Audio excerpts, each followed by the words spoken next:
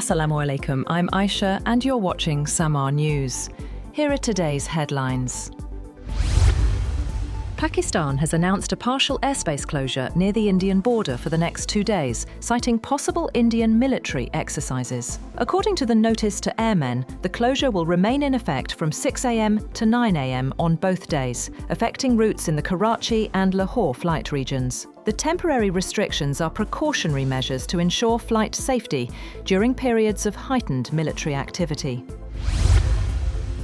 Turkey has signed a $10.7 billion deal with Britain to purchase 20 Eurofighter Typhoon jets, marking a major boost in defence ties between the two NATO allies. Prime Minister Keir Starmer and President Tayyip Erdogan finalised the agreement during their meeting in Ankara.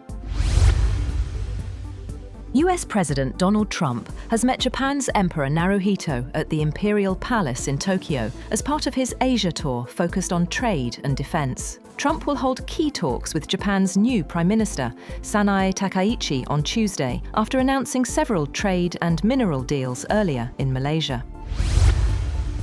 Meanwhile, President Trump says he had a good meeting with Brazilian President Luiz Inácio Lula da Silva at the ASEAN summit in Malaysia. Speaking aboard Air Force One, Trump called Lula a very vigorous guy, but said he's unsure about a possible deal. The US recently imposed 50% tariffs on Brazilian goods over the sentencing of former President Jair Bolsonaro.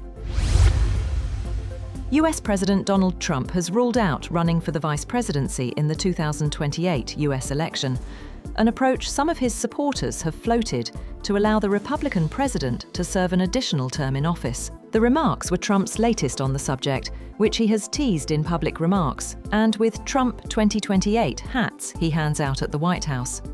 No one may be elected to the US presidency a third time, according to the 22nd Amendment of the US Constitution.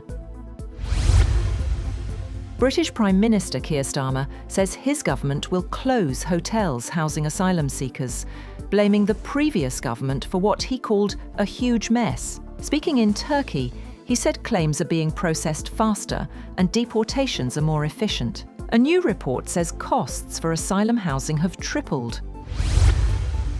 On the other hand, Canadian Prime Minister Mark Carney says he's ready to meet Donald Trump for trade talks whenever the US president is prepared. His remarks come days after Trump cut off trade discussions, angered by a Canadian political ad quoting Ronald Reagan's warning against tariffs. The US has since imposed an extra 10% tariff on Canadian goods. Carney will also meet Chinese President Xi Jinping this week on the sidelines of the APEC summit, where all eyes now turn to whether Washington and Ottawa will thaw their trade freeze. Mexican President Claudia Sheinbaum says she and President Trump have agreed to extend a looming trade deadline by a few weeks to resolve pending issues. The US had paused tariff hikes on Mexican goods, set to rise to 30% this week. Sheinbaum told reporters the two sides are close to settling 54 trade barriers.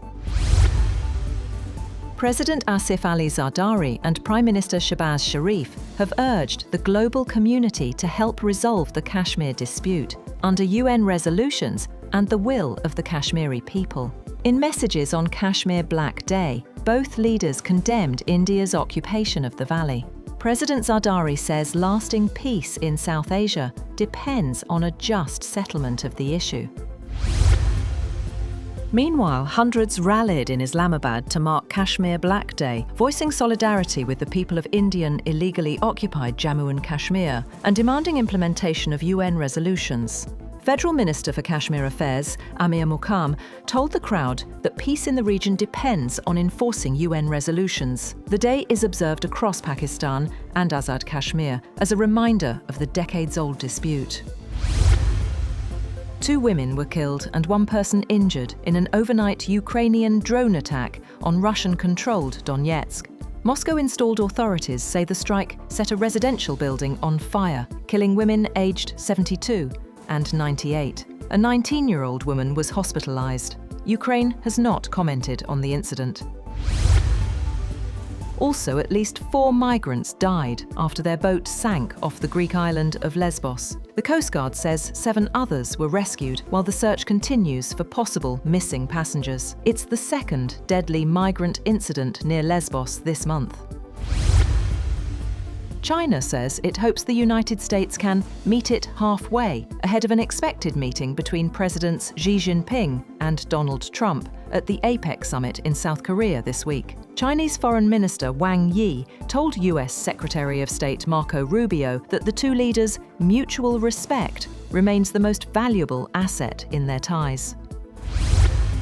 The State Bank of Pakistan has kept the policy interest rate unchanged at 11% for the next 1.5 months. The decision was announced after a Monetary Policy Committee meeting in Karachi and reflects a cautious approach to balance inflation control with economic recovery. The central bank cited rising inflation, flood-related damages, and IMF guidelines as key factors. Officials said the move aims to stabilise prices and support growth amid continued pressure on foreign reserves and the trade balance.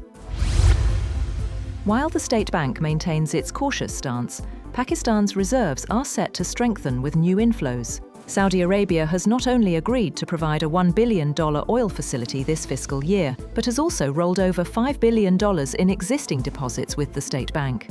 According to the Finance Ministry, the oil financing arrangement will ease Pakistan's payment pressures, while the rollover will help maintain foreign exchange reserves. Officials said the deposits will mature between December 2025 and June 2026 and carry a 4% interest rate. Meanwhile, China has carried out a final rehearsal for its Shenzhou 21 crewed space mission at the Jiuquan Satellite Launch Center. The exercise covered pre-launch checks, ignition, and spacecraft separation, confirming all systems are ready. Astronauts have completed training and will now undergo final health checks before liftoff. Argentine President Javier Milei's party has cruised to victory in midterm legislative elections as voters handed him a mandate to keep pushing through his radical overhaul of the economy, despite widespread discontent with his deep austerity measures. A relief to Milei, whose poll numbers had sagged in recent weeks. The results are also likely to please US President Donald Trump, whose administration had faced criticism after providing Argentina with a hefty financial bailout. And Tunisian director Koutha Benhania's film, The Voice of Hind Rajab, has premiered in Gaza. Screened amid rubble in Deir el-Balah, the film opened the Gaza International Festival for Women's Cinema, coinciding with Palestinian National Women's Day. And Afghan women have returned to the international stage through FIFA's new Women's Unites tournament in Morocco. Playing as Afghan Women United, the refugee team, made up of players who fled the Taliban's ban on women's sports, faced Chad in their first match, losing 6-1, but scoring a historic opening goal. That's all for now. For more updates, visit www.SAMAA TV. Thank you for watching SAMAA News.